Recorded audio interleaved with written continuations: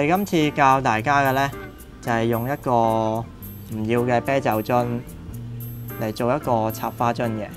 咁我哋嘅材料就有呢個acrylic啦、膠剪啦，同埋呢個椰子果嘅。事先準備好嘅一個啤酒樽上邊，再加多一啲acrylic啦。因你自己嘅喜好啦，咁就喺上面再掃一掃，掃出你想要嘅一啲 idea。你買翻嚟嘅椰子果呢，通常都比較長嘅，咁你就可能要計翻我哋自己個樽個 size 啦，咁去 cut 翻一個你想要嘅高度嘅。咁我哋 cut 嘅時候呢，呢個底部就要一個45度嘅斜 cut 嘅。呢個咁樣做呢嘅好處呢，就係方便去吸水會吸得好啲嘅。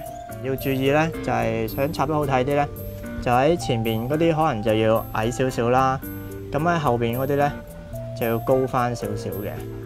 咁就喺底部 cut 好佢啦。咁我哋事先就加咗大約一半倒水啦，跟住我哋再插入呢個椰子果，咁樣就完成㗎啦。